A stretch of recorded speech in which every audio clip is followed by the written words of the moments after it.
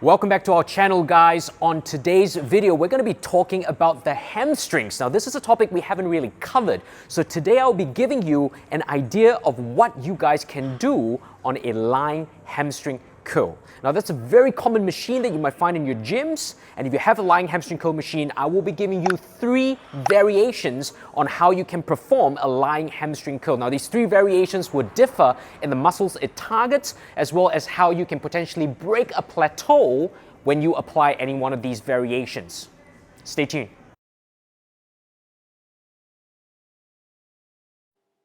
In this first variation of the lying hamstring curl, the variation is based on the positioning of my feet. Now, in this example, my feet is turned outwards. Now, it may look like a little bit of an awkward movement, but the turning out of my feet actually forces my hips to externally rotate. Now, this movement helps me to increase the recruitment of my lateral hamstring muscle, which is my biceps femoris.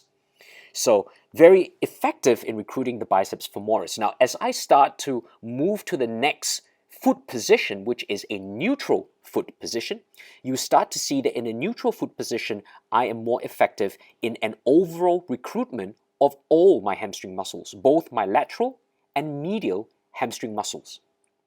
Now, the last position, as you probably can tell from outwards to neutral, is the toes turn inwards position. In the toes turn inwards position, I would recruit more of my medial hamstring muscle fibers. So predominantly, we're talking here about my semimembranosus and my semitendinosus fibers. Do you really need to overly turn your toes inwards or overly turn your toes outwards to exaggerate it? No, you don't. A slight movement will suffice for the increase of muscle recruitment. But what we need to understand is, where do we apply this?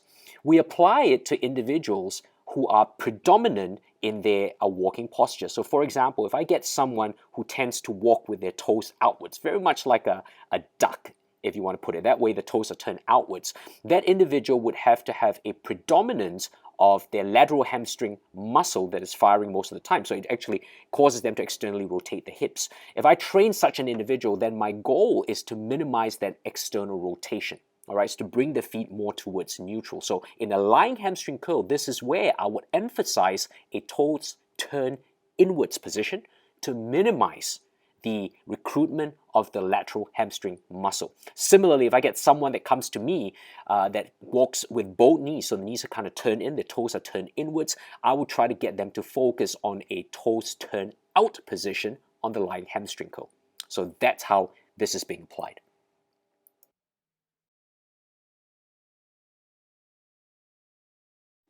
In the second variation of the lying hamstring curl, here you see the positioning of my foot is in a neutral position, but what I'm changing is the dorsi and the plantar flexion on my ankles. So watch me as I curl the weights up.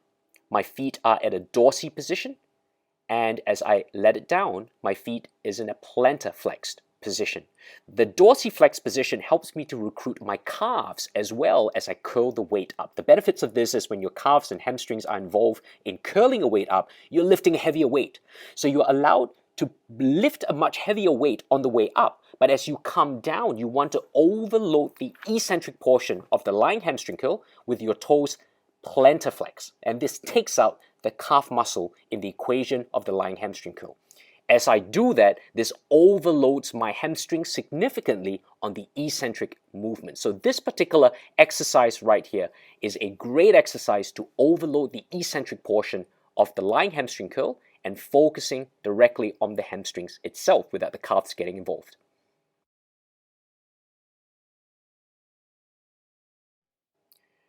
The last exercise variation in this lying hamstring curl is a really unique variation that most of you probably haven't seen before. Now, this is called a Gironda lying hamstring curl.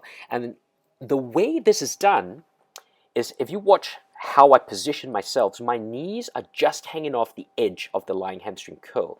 As I come down, my body and my legs are extended. As I come up, I actually push my glutes backwards towards my heels. One of the reasons why I'm doing this is, as I curl my hamstring as a knee flexor, I'm pushing my hips back and extending it. So I'm stretching the sarcomere at the end of the hamstrings from where my hips are.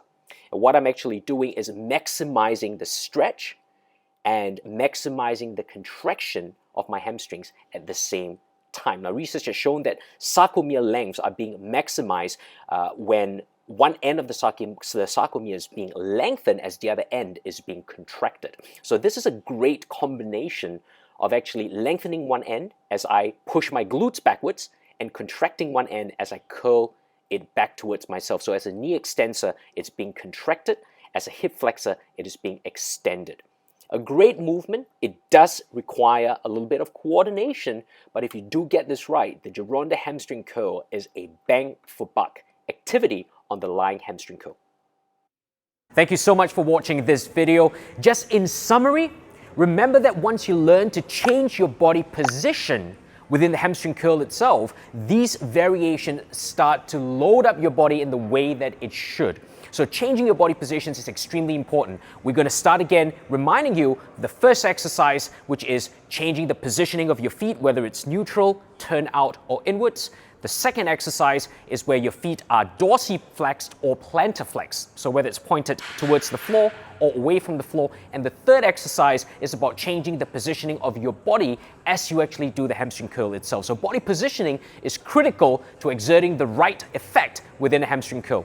Enjoy this, try it, let us know below if you have any sort of suggestions or comments or want to see anything in the future that you might want to learn about. Now, if you love the education that you're receiving from videos like that, make sure you tune in to our online education platform, learn-asp.com, and that's where you would find a whole heap of seminars and online education that you'll be able to extract information from to learn and grow.